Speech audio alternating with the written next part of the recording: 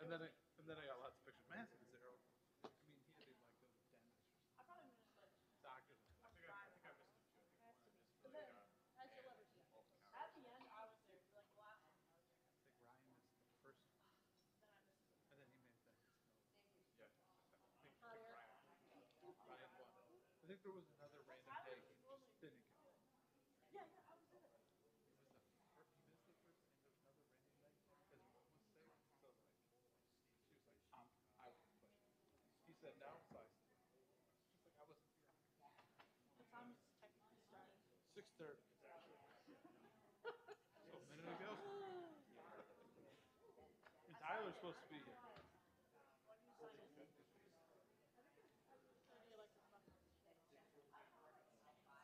Hey, do you know who lost their sweatshirt? Did anybody lose their sweatshirt? I've seen everywhere. We had an extra. No, one showed up. There's Tyler. So now we have two. No, I'm gonna figure No, it out. in the gym after pep rally, someone left their shirt, and the custodian brought it to me. This is one of your Oh, kids. right. So I have. And then immediately leave. It was Tyler. And do that and be on time for your.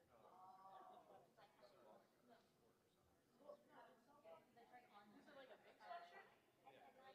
No, large. Large? It's probably Bryce and get one, but Bryce needs everything.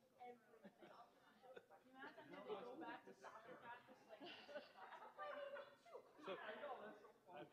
So there's pictures of building, which was limited or current pictures. There's pictures of programming and the competition.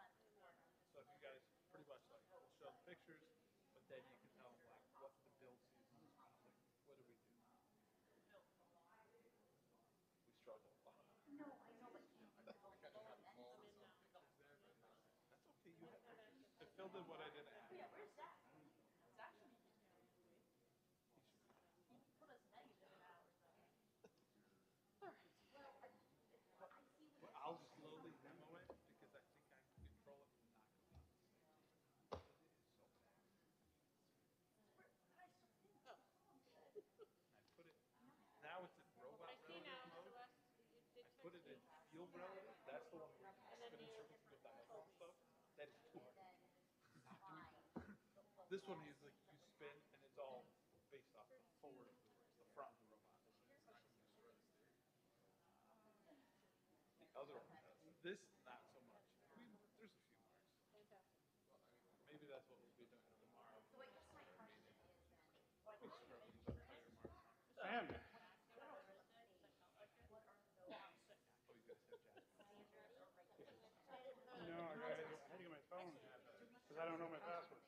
End of the year count. Yeah, you made it in I understand the problem. It's not. I appreciate that. It's like that. What's the problem with race? Feel better. Oh, absolutely. The Elementary school play. I know. It was supposed to be a week after your guys' concert. And he wore Disney's where I can actually put stuff on the stage if he likes. And if you guys would like to help for our little kids. Good. How are you today? With the elementary school play, I'm like, oh. Be careful, man. I don't want you to pop. Are we ready, Mr. Rivenberg? It's like 50 kids. Can we start? Nick, are we good? Oh, no, Vic's not Sarah there. has Who's one. back? Peace out. I know what it is. Gabby's back there? I don't want it. Are we good, Gabby? Are we on? Oh. Oh, it is. All right. Good evening. I'm going to call the meeting to order at 6:34, starting with the Pledge of Allegiance.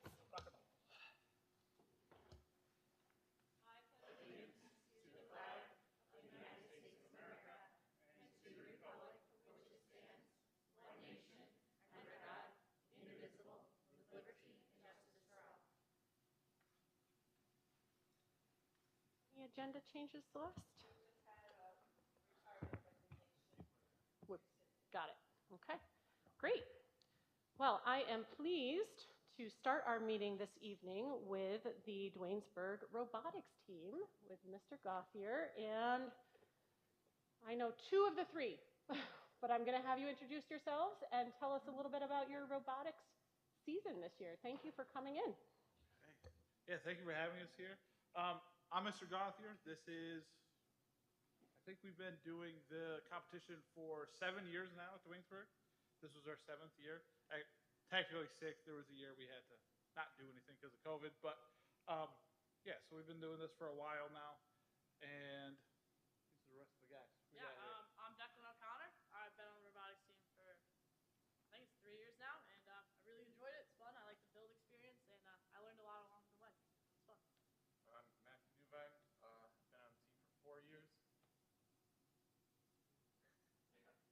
My name is Tyler Decker. I've been on the team for 4 years. We've been going through, we've gone through a lot of struggles and best of times.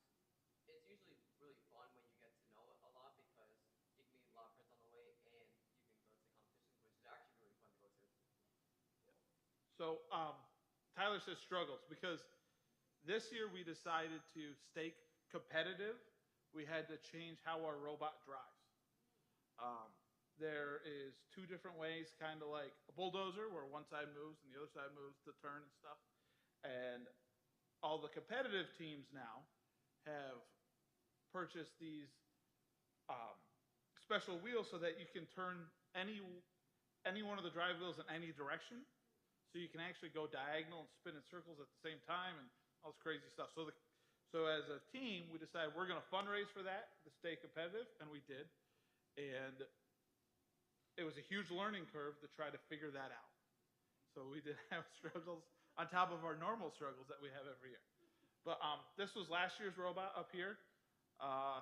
And that actually picture was taken from, there's a scrimmage that Boston Spa High School sponsors in November. And we're actually going to go back to that again with this robot this coming November. So our build season, we start in January 9th. They release the game, and then we have till our competition to build our robot to get it to work. We've spent, I wrote down some stats here. We did 10 Sundays here for like 4 or 5 hours each time. We did 6 vacation days. Pretty much when we had a break, we were here 23 days after school, and we were just shy of 150 hours of meeting time in our 3 months that we work on the robot. So very dedicated kids. I also have a volunteer, a retired mechanical engineer from GE that has helped us for all 6 years we've been doing this, and he comes in every day and works with us, and the kids learn a lot from him. And then we have our 3-day event, and we came in, what did we come in this year? We were, 28 out of 51. We'll take that. The year before, it was like 49 out of 50. But improvement. Okay, so we start out, we draw it all in CAD. At least that is our team goal, to always draw it on the computer. Doesn't always happen because we run out of time, but we draw it on the computer first. Then we go to doing our building and programming. This picture down here, we're doing a lot of prototyping of all the parts, figuring out how to get the robot to pick up this orange ring you see here. This was the first year we've been able to pick up the item and shoot it. About every other year you need to shoot an item, throw it in the air, and usually we pick a different part of the game to play instead of shooting the item. So we've never actually had to do this process. So it was a lot of learning. Then here's our competition. This was what the field looked like. We're sitting on deck over here waiting to go on. And this was at the MVP Arena in Albany. Yep, they're actually, the world competition right now is in Texas, and that's actually this weekend. So I've been watching updates on that. It's pretty neat. But yeah, so we had to build all the parts. This was programming it on the fly. We had a lot of stuff we were trying to figure out. Most of the teams that went to this competition, this was their second competition. This was our first, so we had a lot of things to go through. What did you guys want? You guys want to say anything about the competition? What's your experience with the competition? Is it like a normal school function, or is it? What do you think about it? It's interesting. That's good. Yeah, it's like as professional of a competition could get. How many schools or teams are at something like that? This one was 52 teams. Oh, that's right. 52 teams, and I think there's just shy. I think this year was just shy of 4,000 teams competed across the world on this particular game. Is it nerve-wracking, guys? Very. Yeah. I get really scared of the Turkish people. They scare me a lot because, well, it's not even like they're very passionate and very Yeah. intimidating. They have like 200 people, and we only have like 30.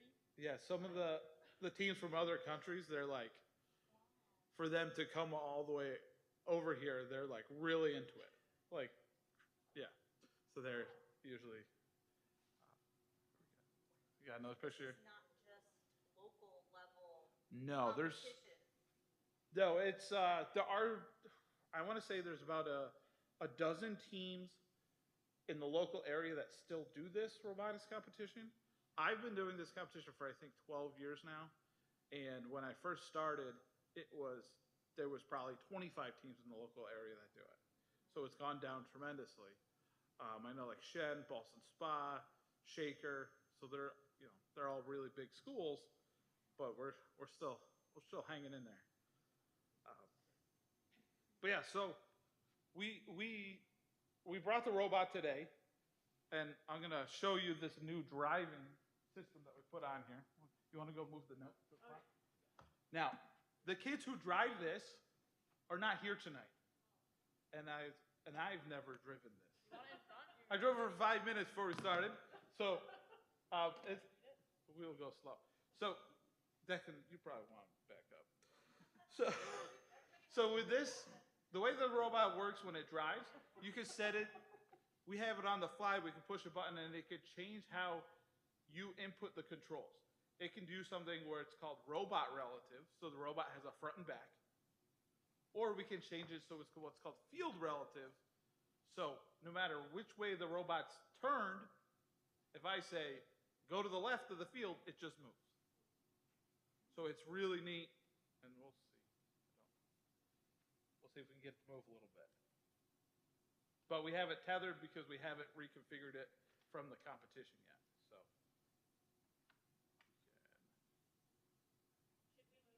I don't think so. No, it's not determined.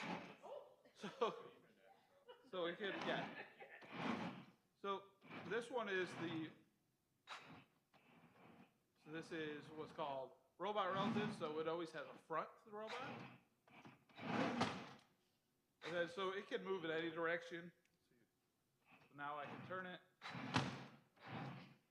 Yeah, it's really hard to drive, but it can move anywhere like 360.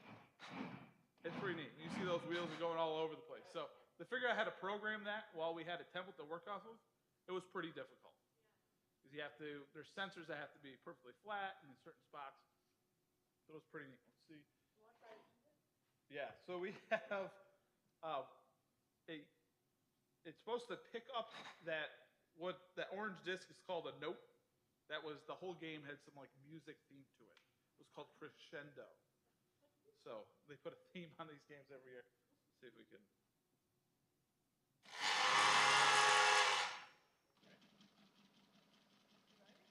Yeah, you push it in. So it pulls the note into where it needs to go. There's a sensor that stops it, and then this is where we had some issues that didn't work 100%. Next year, we'll get it better. See if I can get it to move again. You're not launching it. No. So it goes up into that, what we call the box, and then it's supposed to spit it out. But I don't know all the series. Start the green wheel. Yeah, but that's Very cool. yeah. And I sort of love that your students know more about it than you. Yeah, I don't know. I just, as they design it, like I said, I've never driven it. As they design it, I've just helped them. How are we going to build it? That's really what it is. And when we go to the competition, do all the other robots look like our robot? Nope. Not even close enough. So the reason why they're saying that is our robot looks like it was built by students. We go to this competition, and there's robots that are not built by students. And there's nothing in the rules that says they have to. I wish it was more like an Odyssey of the Mind, where it's like, hands-off by parents and teachers, but it's not. I appreciate that you handle it that way. Yeah, That's really a good experience. Yeah, we really try that way. Like, we do all the machining and some of the welding in-house, and we try to do as much as we can here. And I don't think we didn't send any parts out this year. We have in the past, but yeah, we were able to put it all together. We had about 15 students that participated, so it was a pretty good turnout to stay interested. You guys have anything else to say? That's awesome. That's good.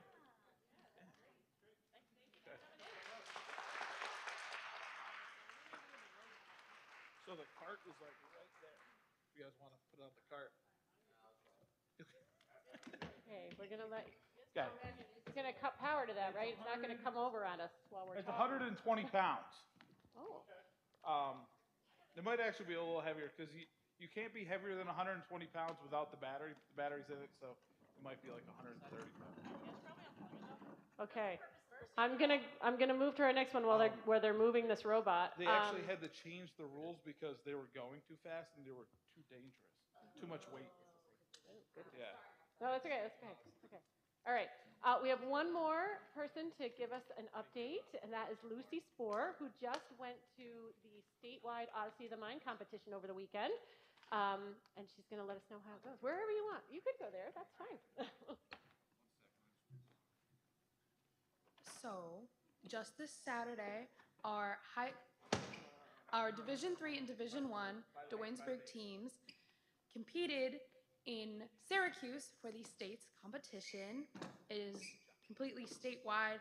It's so everyone from New York State, like tons and tons of teams. I don't remember exactly how many there were there. Over 100, definitely.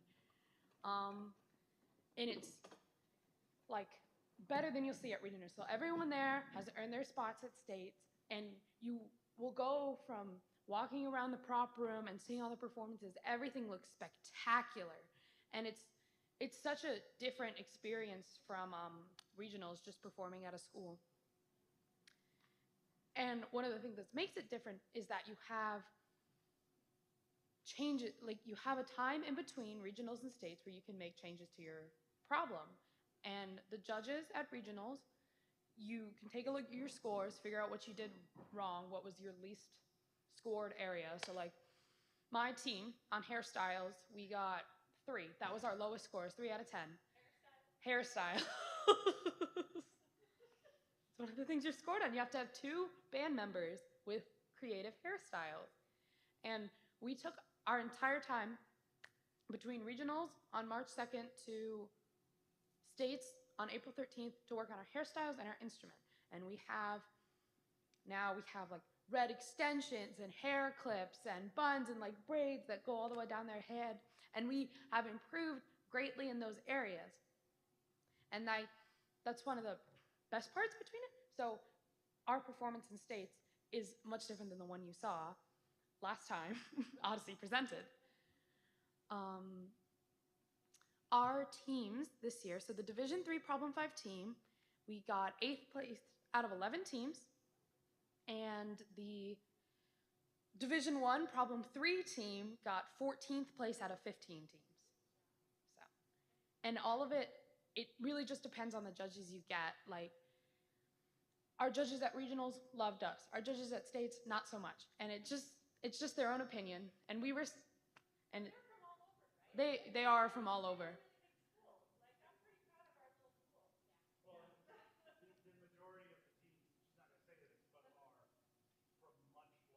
Oh yeah, schools that like make Odyssey a class, like give you hours of day to work on Odyssey. So you'll have teams with dragons, with ride-on flying dragons, or they have a gyrating globe that they all sit inside. Like, it's hard sometimes having a smaller school, but I think it's really impressive how much our program has developed, only having 1 practice a week and whatever else we've planned, and how much, especially dedication, that lots of the team members have. And thankfully, my mom does pretty well at inspiring all of us to do that. That's one of her main roles as coach. She can't help with anything else, but I'd like to thank Miss Celeste for helping us with spontaneous. That's one of the things we scored really well on spontaneous for regionals, and we'd like to thank her for that. We owe her all for that. Yeah. So. Trying to think of what else to say. There was some other stuff. Yeah. All right.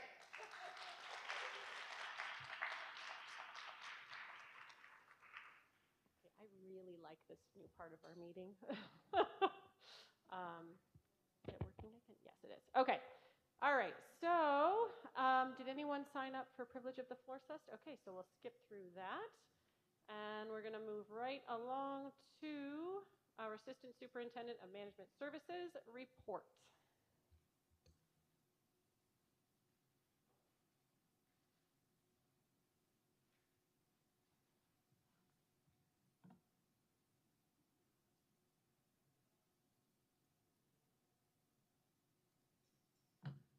All right. Sorry, my presentation isn't going to be as exciting as robotics and Odyssey to mine, but. All right.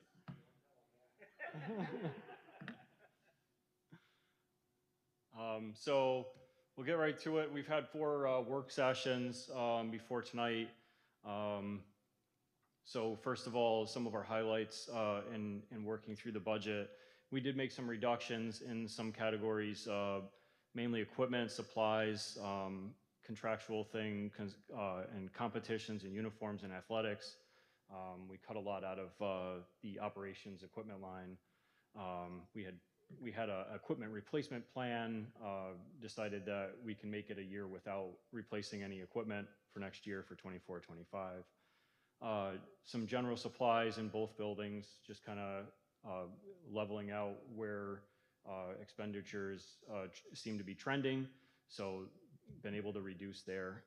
And then the district, as it moves forward, will continue to look at evaluating staffing efficiencies based on enrollment.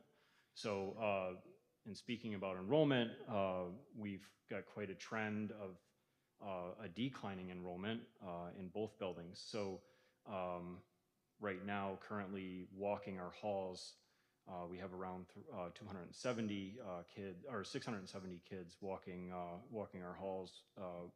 While next year we could see a reduction, and for the next few years. And this is also some of these numbers are based on birth rates as well, because you have to fill the first few grades with birth rates in the county. So this is really just a ballpark estimate based on what our trends are. This is in no way, shape, or form what we are actually going to have, but it's a possibility that we could continue to see a decline here.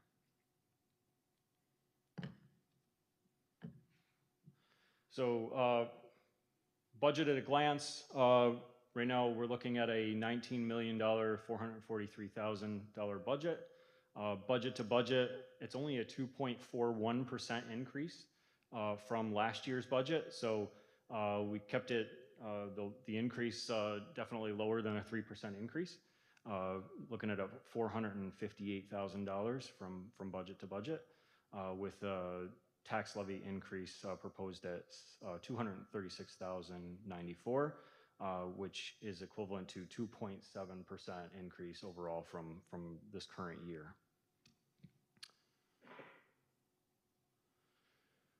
This is just a breakdown of the different expenditure categories that we had talked about during our budget work sessions. And I will show you a visual here on the next page because it's easier to see.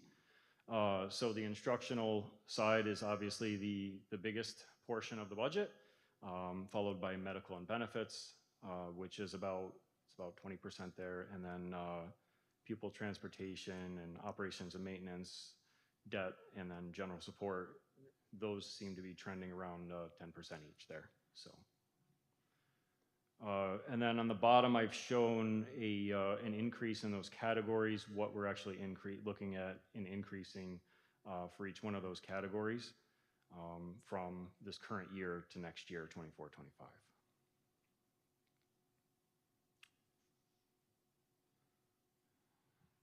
This is what we're projecting for our revenues.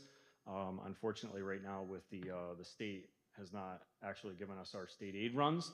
So we are balancing our budget with quite a significant amount of fund balance.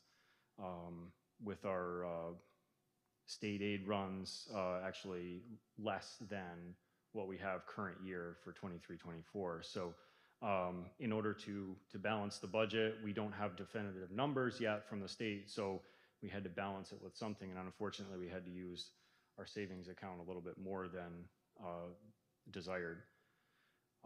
So our two biggest revenue sources in this district, trending around anywhere from 46 to 48% between the two of them each, is the property taxes and our state aid. So whatever we don't make up in those two categories, we have to make up in between from some other revenue source.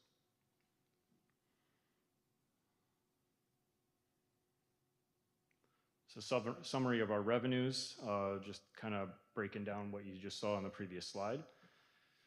So you can see on the bottom there, our second line to the bottom, balancing the budget with about $1.3 million in savings. So last year we balanced our budget with a 5%, and this year we're looking at a 7% until hopefully that the state comes back with a better number for our foundation aid.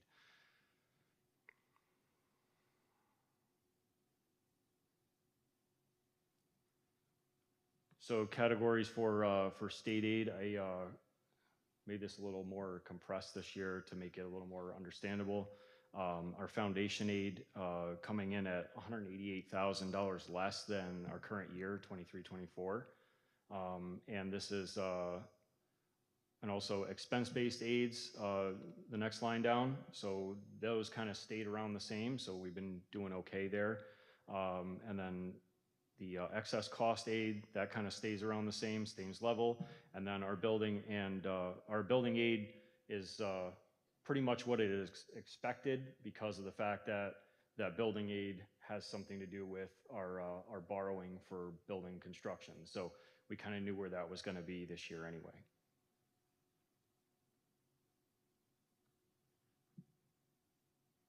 This computer is being weird tonight, sorry.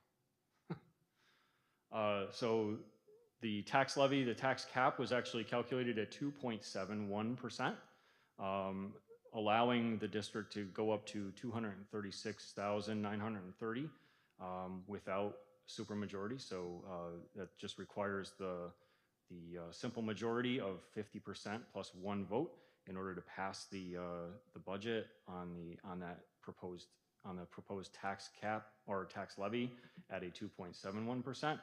I rounded down and gave it a 2.7%, left about $800 on the table with a levy increase of $236,094.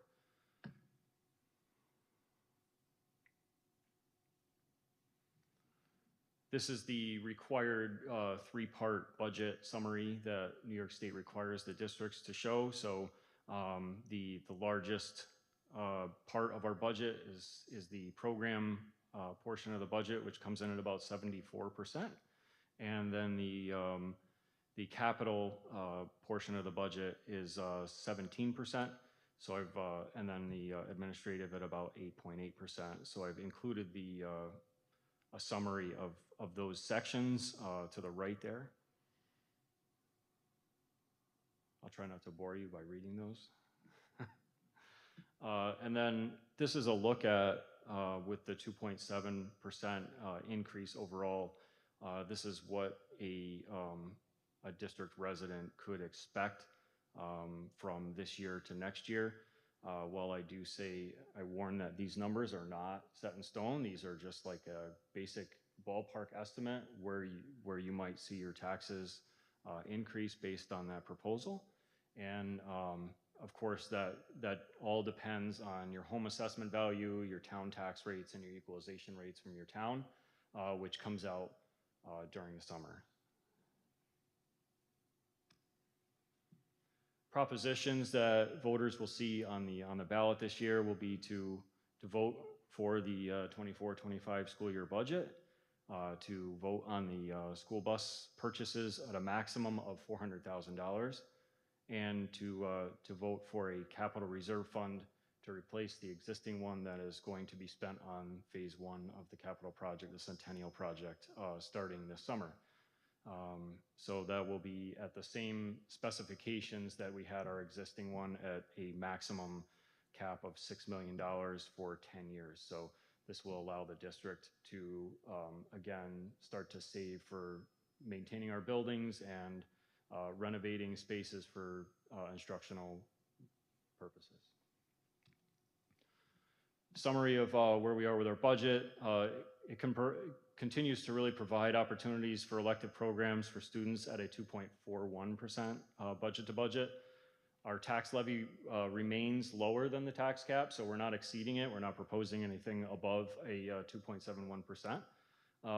And then we assumed a lot of use of fund balance and reserve, using our savings account to balance that budget, especially due to the state aid shortfalls with this year's budget. So the past few years, we received a 3% increase from budget to budget on our foundation aid, and this year the governor's proposal came out with a negative number. So while foundation aid law says that we should be getting a 0, we're still waiting to see that, because we're not going to believe it until it's in stone. So we're still looking at that shortfall. And we're pretty much done with our planning and work sessions.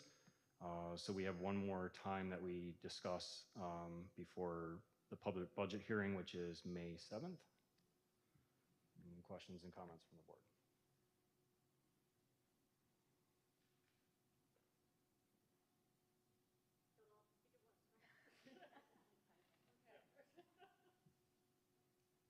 Where do they stand on wrapping up the budget? So the governor has come out and said that the budget's done and that she's happy with where the budget's at. She did make a statement that foundation aid is going to be recalculated for next year, and that the schools that have the Save Harmless need to be in warning, and we're going to have to really look at our savings, for the district anyway, and make sure that we're going to be set to take on that hit of possible reductions in state aid in future years.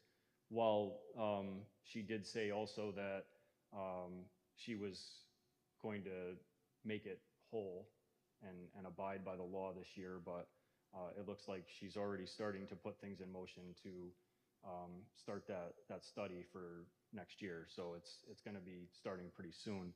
I'm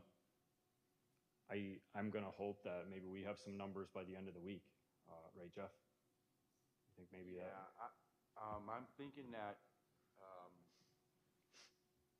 it would be great if we could get some by the end of the week, although I'm not going to hold my breath for very long for that. I think the greatest concern over where the governor has at least talked is at least she's going to be willing to put Save Harmless back this year, but she has clearly fired a warning across every school district's bow that school districts that have huge amounts in unappropriated fund balance, school districts that have not been adequately putting money in reserves so that they're allocated for certain things and are just keeping that money willy-nilly. She's clearly made it that she's going to be examining those school districts when it comes to how foundation aid is going to be redistributed for the following year. Her attempt is going to be to redo the foundation aid formula. It took years to get the new foundation formula that we're presently in changed to where we are today, and most school districts were made whole. She's saying they're going to be made whole, but I think the expense to this is going to be that if you're sitting on 12, 14, 20% your unappropriated fund balance, she's going to take you to task on it. It's a complete opposite of what it was 10, 15 years ago. 10, 15 years ago, when the comptroller came in and audited school districts, if you didn't have a decent sized fund balance, the comptroller would write you up for not saving enough. The governor is basically saying, if you have done that and you have budgeted appropriately by actually doing what the comptroller has said, she's saying that ultimately she's going to penalize school districts for doing that when it comes to how foundation aid is going to be distributed. So that has played on our whole thought process here. And to be able to balance, it's why we've talked about putting additional money into reserves, so it's an allocated savings, right? It's the unappropriated piece that's going to put school districts into a problem. And we've got some school districts that are just kind of sitting by here regionally that have 18, 20% in that category. And I made a joke when the auditor was here the last time that back in the day you just wrote that I'm sorry letter. That I'm sorry letter is going to get you into a jam. So I'm glad we didn't have to write that I'm sorry letter this year. And you're probably not in the future because of how you have balanced your budget and how you have kept your unappropriated fund balance into an area that's not going to necessarily kind of raise a red flag for you. So I think moving forward, I don't have a crystal ball, but that would be my best guesstimate. Whether we get an actual number by the end of the week, not sure, but I do think it's going to be happening. We'll get a state aid run that's going to be finalized here very soon. So being a small school, we're still going to be penalized, though, is your thought, right? Or no? I think here's, again, I know you can't tell the future. here's where I think that what will happen. I think it's going to be a gradual impact, right? So she's going to take a look at those districts that have a lot of money in their unappropriated fund balance, and she's going to take more money from them. If you're sitting right at your allowable number, right, 4%, they allow you to have 4%. She can't penalize you for staying very close to that number, right? That's allowable. I think what she's saying is that so many school districts have gone well beyond that number that for them, for the state to continue to fund school districts who are sitting on large piles of cash, she's going to have an issue with those school districts, and I think you're going to see a reallocation of how foundation aid is distributed from that perspective. Where you guys are at, you're sitting pretty good, right? You're not sitting with a huge amount in that number because you have adequately put money in your reserves and you've allocated it. Right. Right? It's the unallocated that she's actually going to be looking at.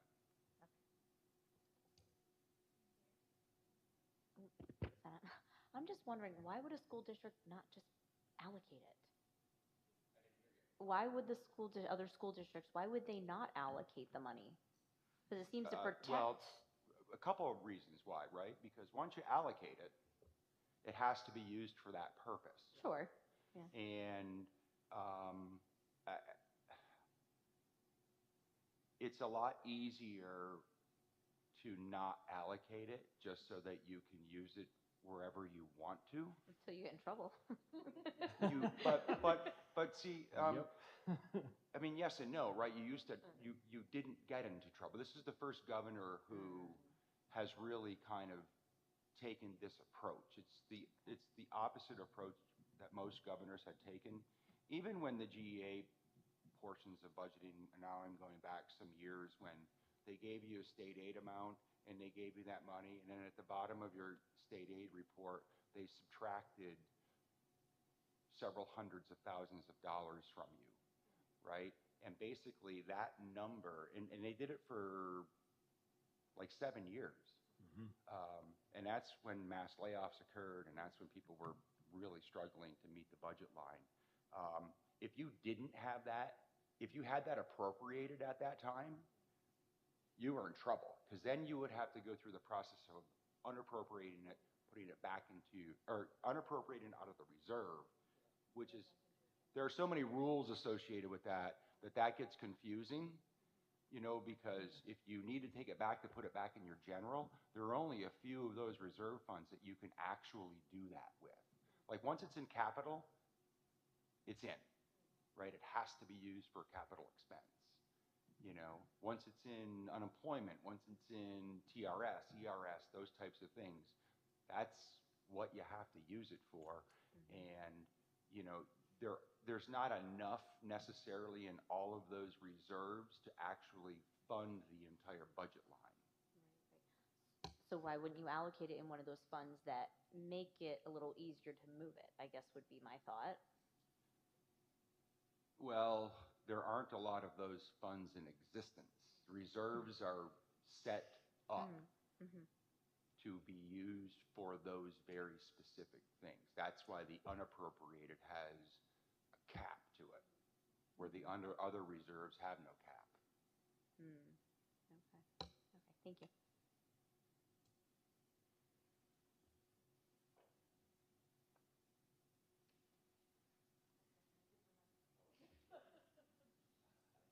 No, that's okay. I think I have it now. I might have lost it since I was thinking about the microphone. No, I did. I lost it. I totally lost it. But what I'm hearing you say is that we're in a good position relative to our unappropriated reserve fund. We're not grossly over and still asking for the taxpayers for money, No, right? actually, you're right where you need to be. Okay. I had something else, but it'll come back to me. I mean, it looks like our biggest difficulty is our declining enrollment.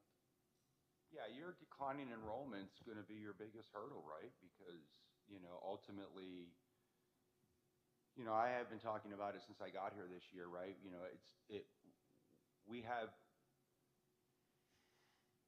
your enrollment. We've not kept up with the efficiencies associated with the enrollment, and so in some cases, kind of dealing with some of this budgetary issue is going to be difficult, right? Because you're a people business. But on the other hand, you know, it's a delicate balance between programming and staffing, right? So, and the goal is to staff appropriately without impacting program. And that's the difficult decisions that boards ultimately have to make during times like this. You have room, right? You have room. You have room to be able to make those decisions and without impacting program for kids. And a number of different areas. So as you move forward, you're all going to be faced with some difficult decisions along those lines because it's people. And you can, you know, you're only going to cut so much out of supplies and all of those kind of things, right? When 70% of your budget that you're actually controlling has to deal with the people end of the process.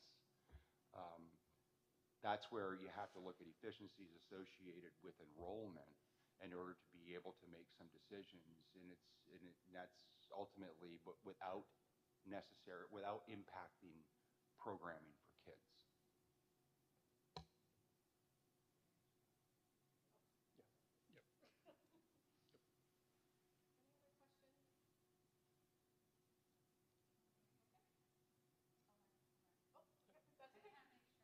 Yep.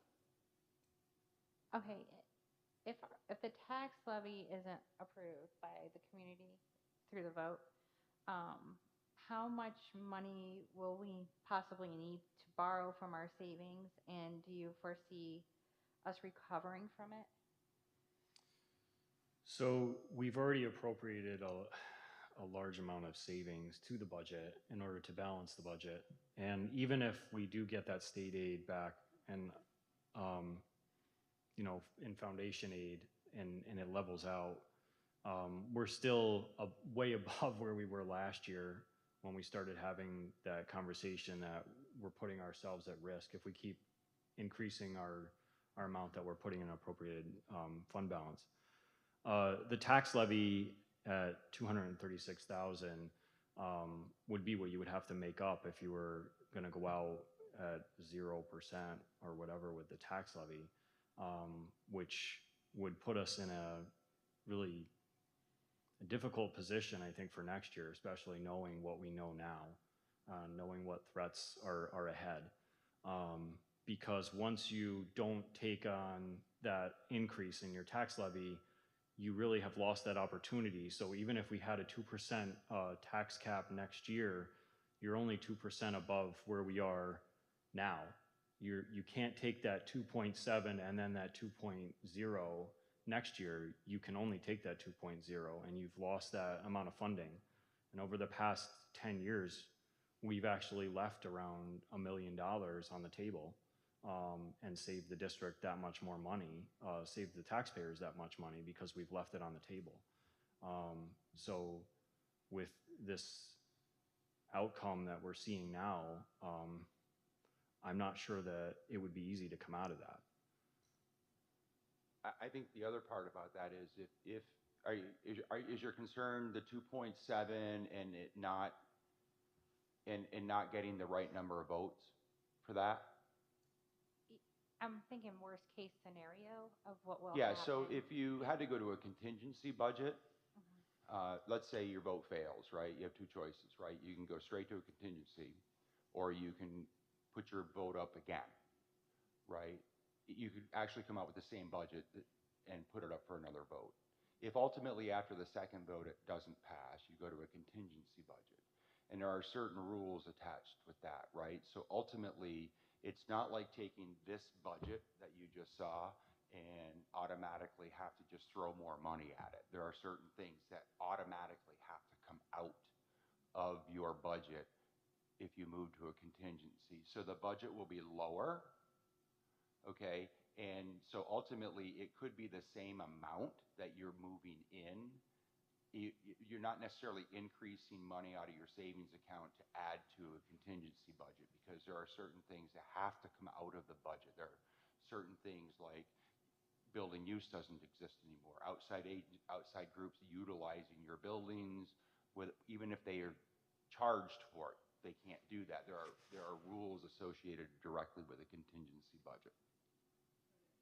There's going to be several restrictions. If you went to Absolutely. that, if you had to go to that. Okay.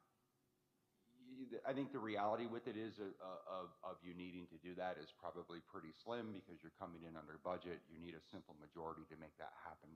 You know, if you were going above the cap and you needed a super majority, then I think you got to begin to think about how that might look with a contingency budget, to be honest with you. Yeah. You know, and so the contingency budget, although it has its limitations and it will create some difficulty, it's almost like a forced way of cutting things that nobody wants to cut for that particular reason, because they are defined by law, that you have to cut certain things in relationship to that type of budget. So my other, if we had to use our savings for CSE and instructional purposes, right, this year, I believe, right? We did do some, if you're referring to the transfers, I mean, we did Yeah. transfer from a couple other budget lines Yeah. to balance that budget, because we did have some pretty big increases that weren't expected in those budget lines, yes. Okay. All right. So that's why we are seeing, in that line, particularly in special ed, we are seeing an increase in expected expenditures for next year. Okay. Yep. Thank you. You're welcome. I guess my thought is if we see these increases going up even more for next year, how do we handle that? And how do we plan for that a little bit more now? Because we're historically going at basically the tax cap that we're allowed to, when Dwaynesburg usually doesn't do that. And I understand why, you know, there's inflation and stuff, but homes are also feeling that too. So I'm just concerned how that's going to be received by the community, even though I understand the numbers and how we've built it. That's just kind of my thought, is that, you know, I think are we going to get it? Yeah, so I think moving forward, Jeff's favorite word this year is efficiencies. So I think that moving forward, you know, we are going to have to continue to look at what we're doing in the future. And we're going to have to continue, like, we made some cuts already to the budget this year, where areas where we haven't made cuts in years. We balanced the budget with more fund balance than we've done in any time I can remember. And I've been doing this for 9 years. So So it's, you know, a 7% balance on fund balance is a pretty big deal. Because you know that you're going to spend some of it and it's going to go away. And once it's gone, you got to have some way of a plan of saving. So the fact that we haven't gone out with a tax levy, you know, up to the cap or near close to the cap in quite some time, it's probably time while we do see that there's a risk ahead to actually go up to that cap because we are allowed to do that. And there's other districts you'll see in the region that are going to be doing the same thing. So, because they know also, and even if they're not a safe, harmless school, you're going to see some of those schools that are not even, you know, facing that risk, that they're going to have those increases as well, and we have to try and balance that. Otherwise, we're looking at some pretty undesirable cuts, and I wouldn't recommend to the board that they want to have to do that. So I think that, you know, this is a great community, and we have to think about what we're gonna, you know, how we're gonna make sure that we continue what programs we have. Balancing the budget with a fund balance that we're allowed to do is probably, I guess, my recommendation to use. Yeah, Sarah, I think, right, you're going to have to gradually look at this. This is, you know, it's unfortunately, when you think about kind of even your own home budget, right, you know, when things are difficult, you plan out your kind of expenditures over a number of years, and you don't cut everything all at once, because then you don't have anything to cut again, you know, next, right? And you don't necessarily, by making all those cuts all at once, put all that money back in the bank, right? So you kind of, you look at this really progressively. And you know, in some cases, it's, if you have retirements, if you have people move, you know, you make decisions, those difficult decisions as to whether or not you replace some of those people. What's the impact on the overall program? How can we be better efficient in how we're doing things, you know? And, you know, I think that if you try to do it all at once, you really put yourself into a jam, because you have nothing else, because you can't predict, right? And I think that although we can't really predict where you're going to be 3 years down the line, we know where we are now, and we know where some of the areas are that we're inefficient in, and you begin to exercise the responsibility to become more efficient in some of those areas, and it allows you to begin to move forward going there.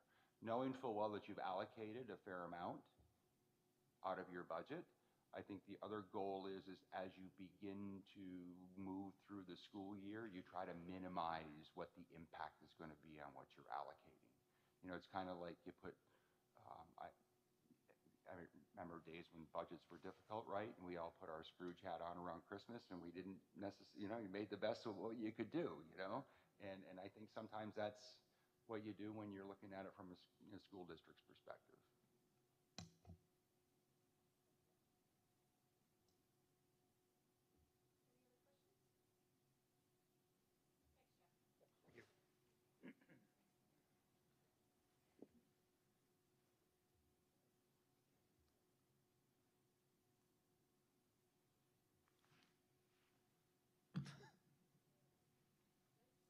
All right. Oh, good. Okay. We're going to move on to approval of meeting minutes. Recommendation that the Board of Education accept the meeting minutes from the March 26th and April 9th meetings as submitted. Do I have a motion? Motion.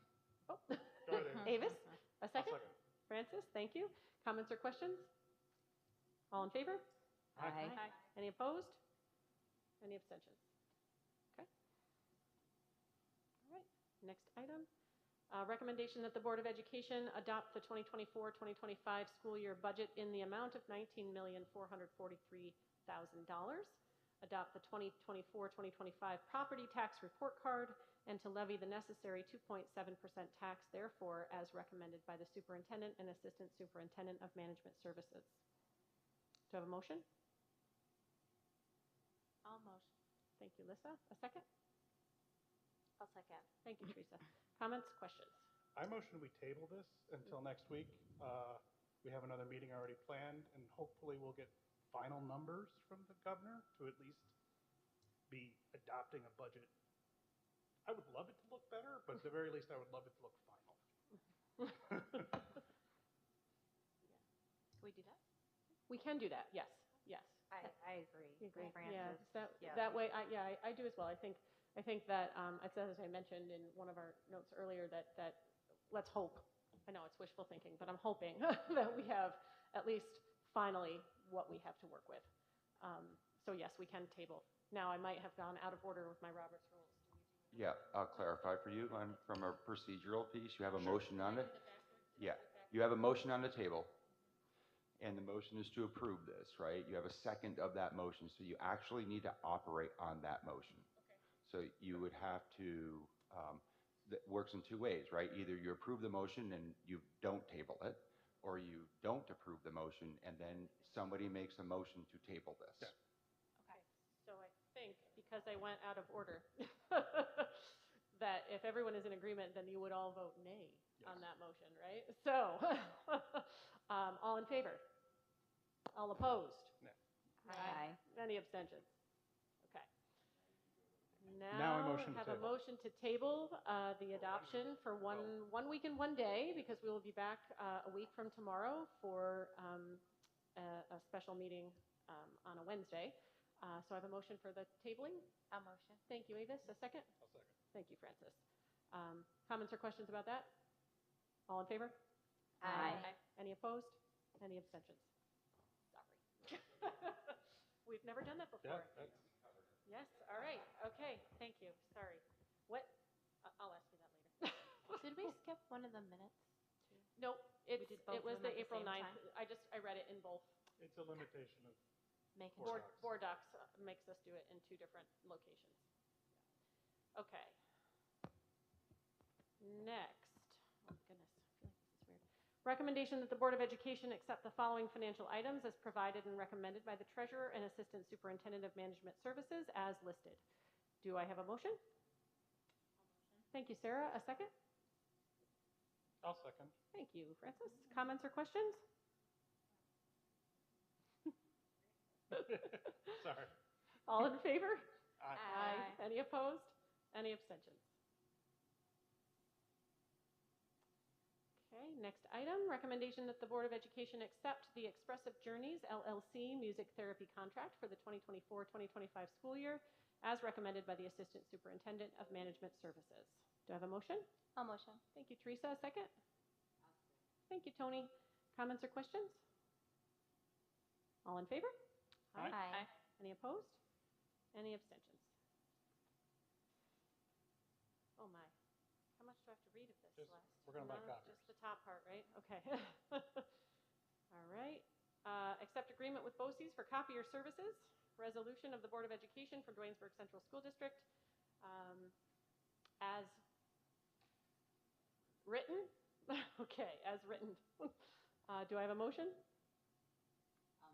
Thank you, Tony. A second? I'll second. Thank you, Alyssa. Comments or questions on this?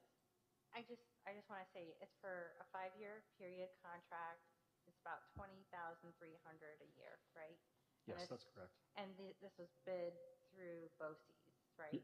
Yes, Okay. we used the BOCES bid. So we're actually going to see some BOCES aid on this purchase.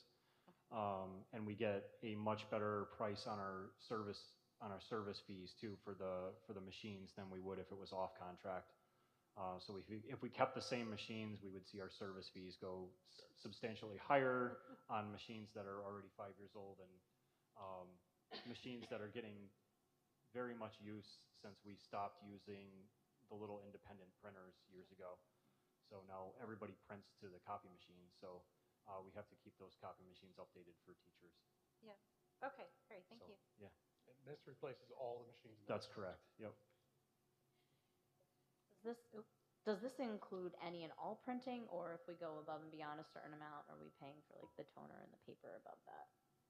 We do pay for the paper. Okay, Also- this is just the contract, just for the machine Just- services then? It Yes. doesn't encompass any of the toner? It comes with they include the toner. Okay. There's reduced cost in toner, and I think we get staples for next to nothing too. Okay. So Great, thank you. you're welcome. Feels like a good use of BOCES. Say again? Feels like a good use of BOCES. Yes, that is a good use. Yes. All right, all in favor? Aye. Aye. Any opposed? Any abstentions? Okay, next item, recommendation that the Board of Education accept the recommendation of the CSE and CPSE meeting and their minutes from the March 19th, 20th, 21st, 26th, 27th, and April 9th, 2024 meetings. Do I have a motion? I'll motion. I'll second. Thank you, nope, it was Avis, and then Teresa. second from Teresa, thank you. Whew. It was beat me that. Comments or questions? Okay. All in favor? Aye. Aye. Any Aye. opposed? Any abstentions? Okay. Personnel item, accept resignation, how do we say, Biddig? Is that right? Recommendation that the Board of Education accept the resignation of Betty Biddig, part-time deputy tax collector and accounts payable clerk, effective April 12th, 2024. Have a motion? I'll motion. Thank you, Francis. A second? Second. Thank you, Sarah. Comments or questions? I happen to know Ms. Biddick has been with the district a long time, and I'd like to thank her for all her time of service, and hope she has a nice, happy, quiet retirement. She's retired more than once, Yes. right? This is like her Yeah, final this was retirement? actually Yeah. this was not her first retirement. So, but She'll get a party. yes, so she's been a great asset to the central office team for as long as I can remember. So she will be missed in the office, and I hope she enjoys her retirement. All right. All in favor? Aye. Aye. Any opposed? Any abstentions? Okay, look at this, guys. 33 minutes, no, not even, yeah, 53 minutes, 58 minutes. I have a motion to close the meeting. Motion. Thank you, Sarah. A second? A second. Thank you, Avis. At 7:32 p.m. Comments or questions? All in favor? Aye. Aye. Any opposed? Any abstentions? All right. Thank you very much for being here. Thank you all. Appreciate you. Lucy, thanks again. Great job.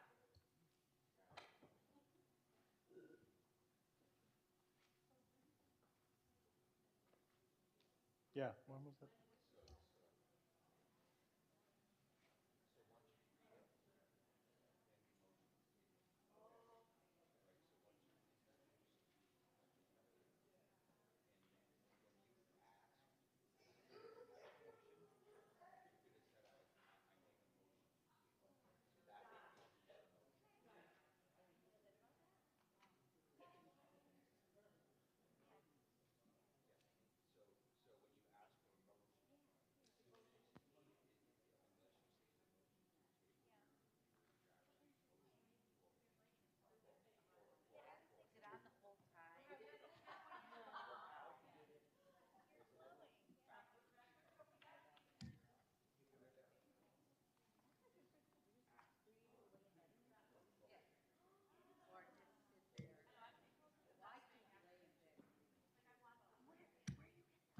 Sup? Oh. PowerPoint. Yeah, it's PowerPoint. Oh, there's a what's it called? There's a website. I'll send you the link. It's so cool. Yeah, so there's like a open source there's an open source website that has like all kinds of icons. So I use those like cuz you can just search for any topic and you're like, "Oh, that's perfect." Yep. Yeah.